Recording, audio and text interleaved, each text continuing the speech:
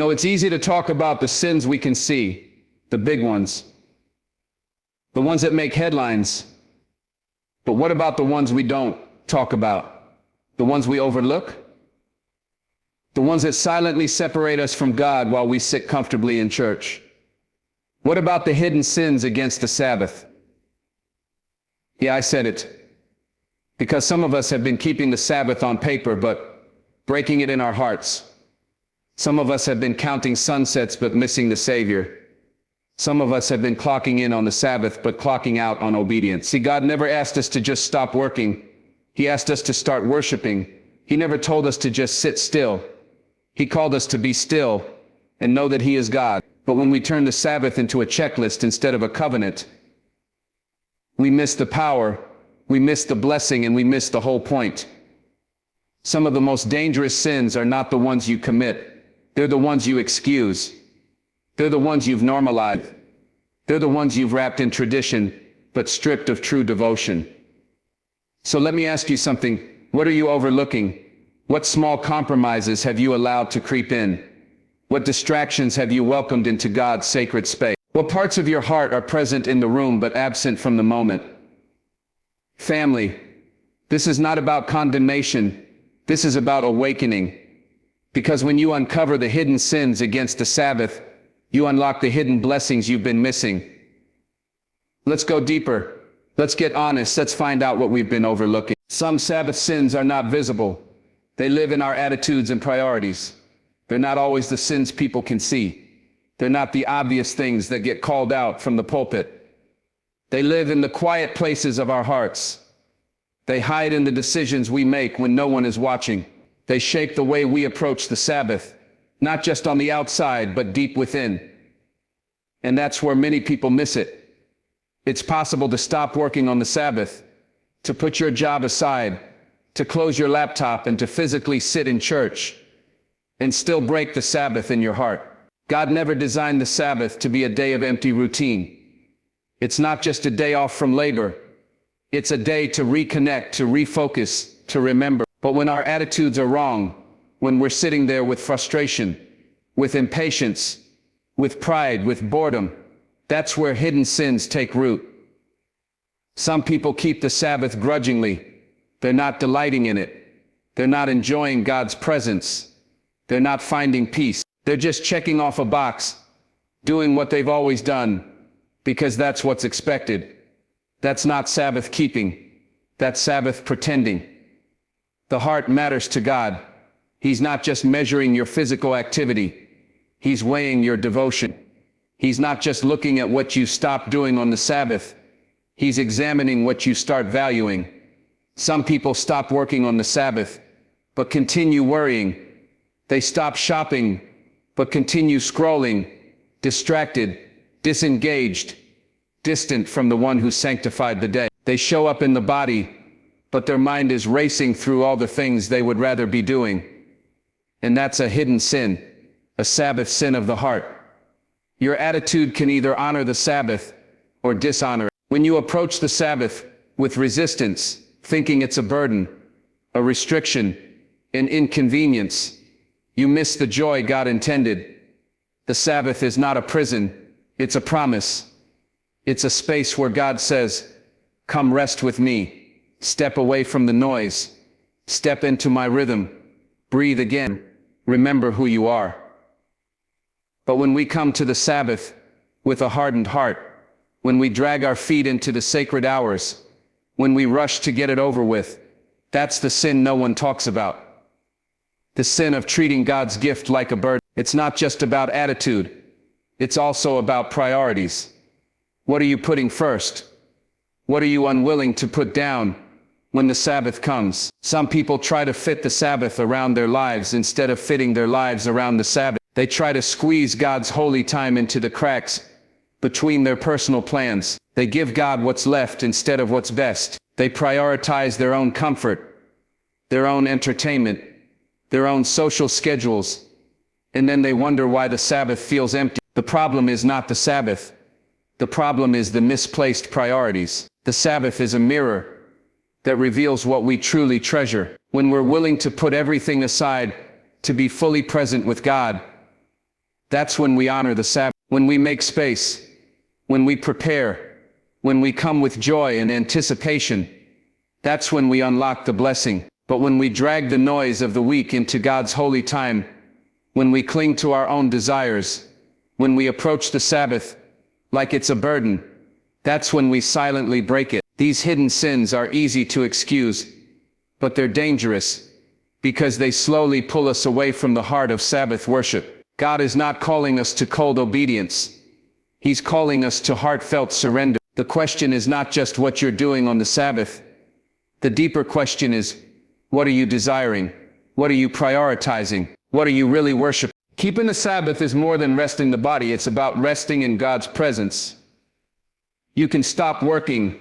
You can stop moving. You can even sit quietly, but if your heart is not settled in God, you're still restless. The Sabbath was never meant to be a simple break from physical labor. It was designed to be a sacred invitation to step away from the noise of the world and find your true rest in the one who made you. Too many people think Sabbath keeping is only about what you don't do. Don't work. Don't buy. Don't sell. Don't run errands. They measure their faithfulness by the things they avoid. But the Sabbath is not just a day of restrictions. It's a day of reconnection. It's not simply the absence of labor. It's the presence of God. It's not enough to rest your body while your mind is spinning with anxiety, while your spirit is consumed with distractions, while your heart is miles away from your Creator. God is not asking you to sit still in a chair while your soul is in another room. He's asking you to enter into His presence, to be fully there with Him. Resting in God's presence means bringing Him your whole self. It means laying down the burdens you've been carrying all week. It means silencing the voices that pull you in 100 different directions. It means making room in your heart for His peace to settle in. Sabbath rest is not about doing nothing. It's about doing the most important thing, being with God. The problem is that we've made the Sabbath mechanical. We've turned it into a checklist. We've made it a day of don'ts instead of a day of delight. But God didn't create the Sabbath to weigh us down. He created it to lift us up. He didn't set it apart to trap us in rules. He set it apart to free us from the chains of the world. The Sabbath is God's answer to our restless souls. It's His gift, His rhythm, His weekly reminder that we are not slaves to time, to productivity, or to the demands of this life. But you can't experience that rest if your body is sitting still but your spirit is still chasing the clock. You can't experience that rest if your body is in the room but your mind is still at work. Resting in God's presence requires intentional surrender. It means shutting down the distractions, putting away the things that fight for your attention, and choosing to be fully present with your Creator. It's about breathing again, slowing down enough to hear His voice, sitting at His feet without rushing away. Some people spend the Sabbath waiting for it to be over, counting the hours until they can get back to their plans.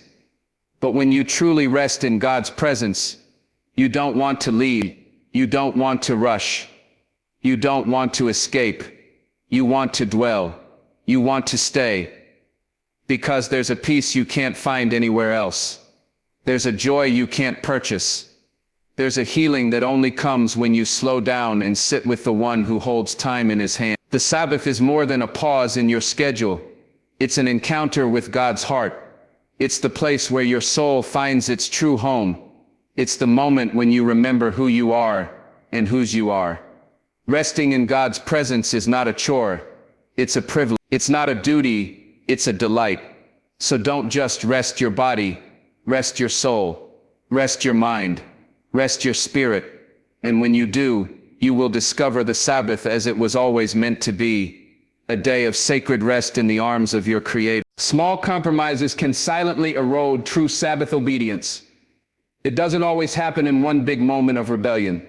It usually starts with something small, something that seems harmless, something that feels like it doesn't really matter. Maybe it's checking one quick email, answering one phone call, doing one small errand. Maybe it's saying just this once. Maybe it's deciding that this time, this situation, This moment is an exception. But those little compromises start to build. They start to chip away at your conviction, your discipline, your heart's devotion to God's holy time. Nobody plans to walk away from Sabbath obedience. Nobody sets out to dishonor God's sacred day.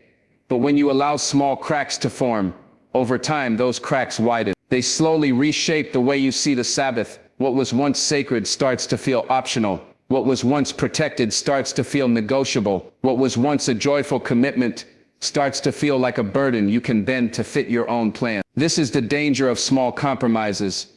They don't shout, they whisper. They don't destroy overnight. They erode over time. It's easy to justify them. You tell yourself you're still keeping the Sabbath because you're doing most of it right. You tell yourself God understands because it's only a little thing. You tell yourself it's not that serious because no one else even noticed. But Sabbath obedience is not about public appearances. It's about private integrity. It's about honoring what God has set apart even when no one is looking. It's about guarding the edges of the Sabbath, not just the center. God didn't give us the Sabbath to control us.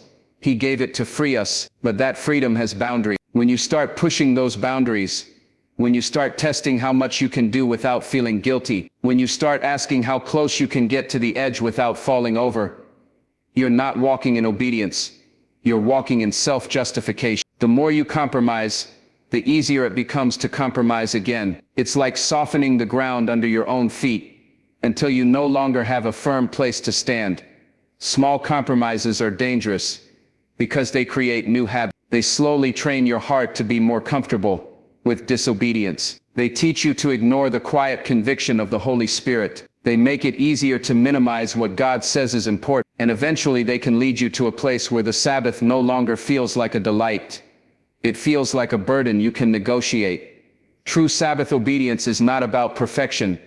It's about faithfulness. It's about protecting what God has declared holy. It's about choosing day after day to keep the Sabbath sacred even when it's inconvenient, even when it costs you something, even when it means saying no to good things, so you can say yes to the best thing. Every small decision either strengthens or weakens your walk. Every choice either honors God or drifts you a little further from His will. It's not the big public failures that usually destroy Sabbath faithfulness. It's the quiet hidden compromises that pile up over time. That's why you have to be vigilant. You have to guard the Sabbath in your heart. You have to protect its boundaries in your life. You have to choose to value it the way God values it. Because when you guard the Sabbath with integrity, when you resist the temptation to compromise, you don't just keep a day, you keep your connection with the God who gave it to you. Obedience in the small things builds the foundation for obedience in the big things. And when you are faithful in guarding the Sabbath, you are saying to God, your priorities are my priorities. Your time is sacred to me. Your presence is my delight. Don't let small compromises erode that. Stand firm. Stay faithful. Honor the Sabbath fully. Ritual without relationship is a hidden form of rebellion. It looks right on the outside. It sounds right. It can fool people. You can keep the Sabbath, attend church, recite the right words, go through the motions, and still be in rebellion if your heart is not connected to God. It's easy to become so focused on the routine that you forget the reason. It's easy to protect the ritual, but neglect the relationship. And when you do that, you're not really obeying, you're simply performing. God never asked us to perform for Him. He asked us to walk with Him. He never designed the Sabbath to be a lifeless routine. He designed it to be a sacred connection, a time of rest, worship, and renewal. But when you treat the Sabbath as just another religious task, when you go through the motions out of habit instead of love, you miss the purpose entirely. You may look obedient to others, but in God's eyes, your heart is distant. That's a hidden rebellion, a quiet rejection of the relationship He desires. Some people think rebellion always looks loud. They think it's always about open defiance, visible sin, or public disobedience. But rebellion can be silent. It can dress itself up in religious behavior. It can wear the right clothes, sit in the right pew, say the right words, and still be completely disconnected from the heart of God. God is not impressed with surface-level obedience. He is looking for hearts that are fully surrendered to him. The Pharisees were experts in Sabbath rituals. They knew every rule. They enforced every tradition. They guarded the details, but they missed the heart of the Sabbath. Jesus looked at them and said, "You honor me with your lips, but your hearts are far from me." That is the danger of ritual without relationship. It can fool everyone but God. You can convince yourself that you're being faithful because you're doing the right things. But if your heart is distant, you're actually rejecting the intimacy He's calling you into. The Sabbath is not about rule keeping. It's about heart keeping. It's about resting in the presence of God, delighting in His goodness, and remembering that you are His and He is yours. If you show up on the Sabbath, but your heart is far from God, you've reduced the day to a hollow ceremony. You've traded the living relationship for lifeless routine. That's not obedience. That's quiet rebellion. When you prioritize the ritual over the relationship, you start measuring your spirituality by what you do instead of who you're becoming. You focus on appearances instead of alignment. You care more about looking faithful than actually being faithful. This is where pride creeps in. This is where self-righteousness takes root. And this is where people start policing other people's Sabbath behavior while neglecting their own hearts. But God is calling you higher. He's calling you to more than rituals. He's calling you to real living connection. He's calling you to a Sabbath experience that stirs your soul, renews your spirit, and brings you into deeper relationship with Him. When you keep the Sabbath out of love, you are saying, "God, I want you more than I want my own way. I want your presence more than I want my plans." True Sabbath keeping is not about checking boxes. It's about chasing God. It's about protecting the sacred space where you meet with Him. Not because you're afraid of breaking a rule, but because you treasure the relationship too much to let it grow cold. Ritual without relationship will leave you empty. It will make you tired. It will make you bitter. But when your Sabbath obedience is fueled by love, when your heart is engaged, when your spirit is alive in His presence, you will find rest, joy, and the blessing God always intended. Don't settle for ritual. Pursue the relationship. That's where true obedience lives. The Sabbath is a covenant, not just a calendar event. It's more than a day on the weekly schedule. It's more than a religious tradition. It's more than just Saturday. The Sabbath is a divine agreement between God and His people. It is a sacred sign that God Himself established to mark His relationship with those who honor Him. When you reduce the Sabbath to simply a date on the calendar, you strip it of its power. You miss the weight of what it really means. The Sabbath is not just about time, it's about trust, about loyalty, about identity, about belonging.